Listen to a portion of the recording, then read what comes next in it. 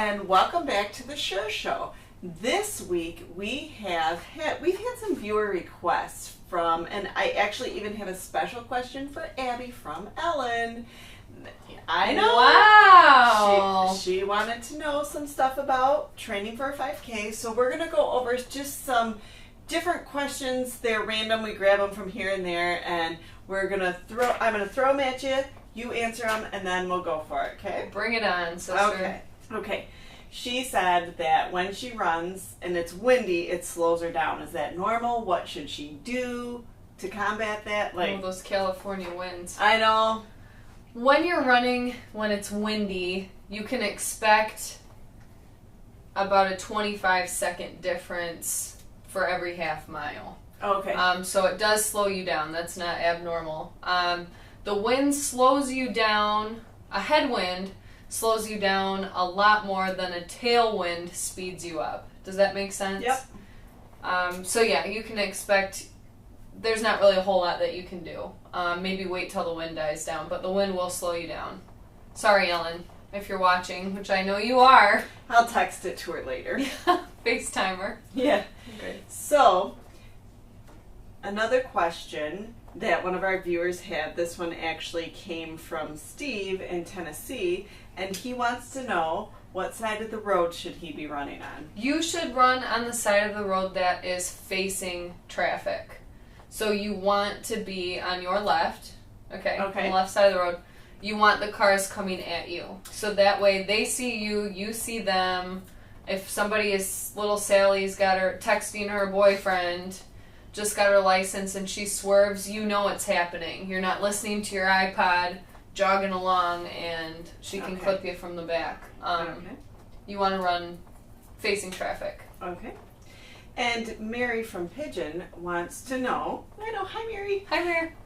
When to replace her shoes. That's a great question. It's hard to estimate, but I've read that you want to replace them every 400 to 500 miles. Okay. Typically that takes people that do these types of programs anywhere between 6 months and a year. So 9 months. People that run every day, marathon runners, they go about 3 months. Okay. Maybe what do you look less. for? There's wear out in your heel and on your toe, and they start to kind of get loose. Okay. You can't tighten them. They're not as snug as they were before. The cushioning starts kind of wearing away.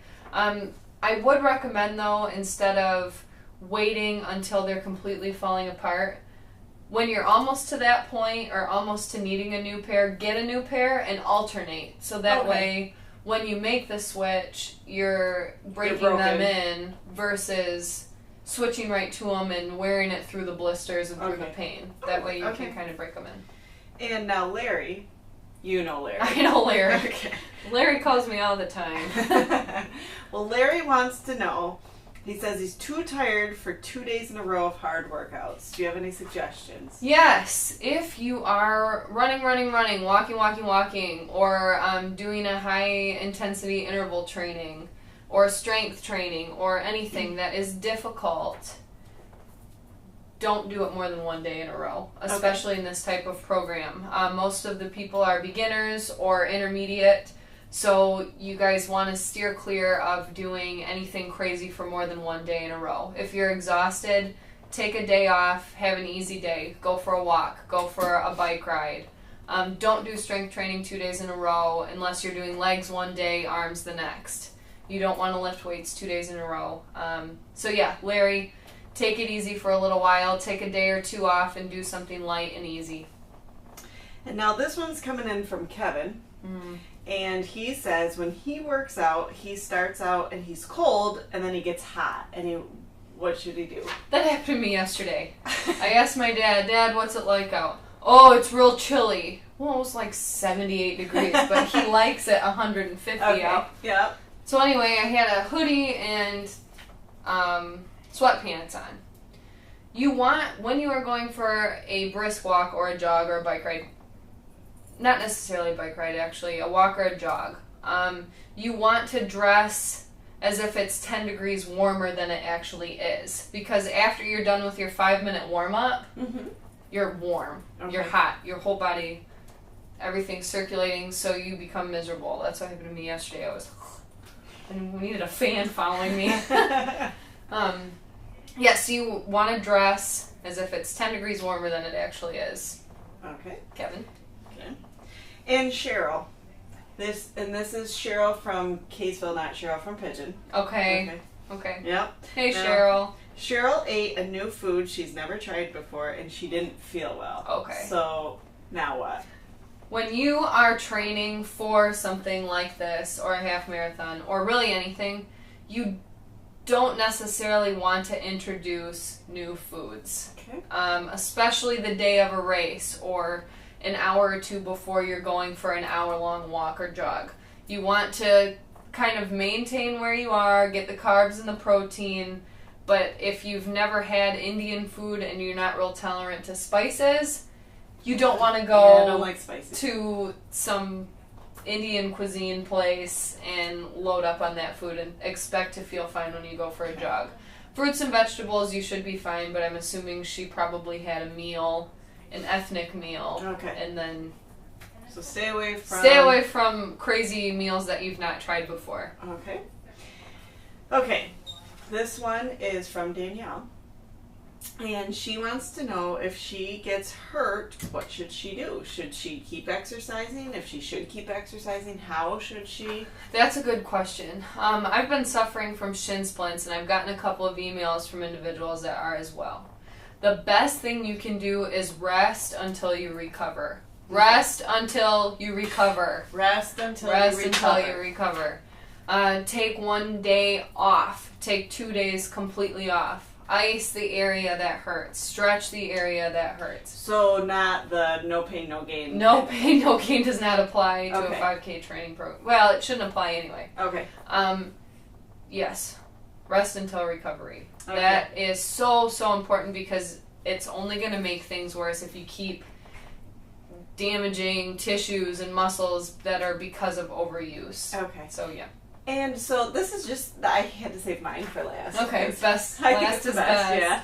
So I know you tell us to warm up and cool down, but man, when I go out there, I just want to hit the road. Hightail it all the way for 5 miles. Why? Why do I need to warm up and cool down? Okay, that's a good question. You want to start with dynamic stretches, which we've talked about. Mm-hmm. Stretches where you're moving. Right. Okay.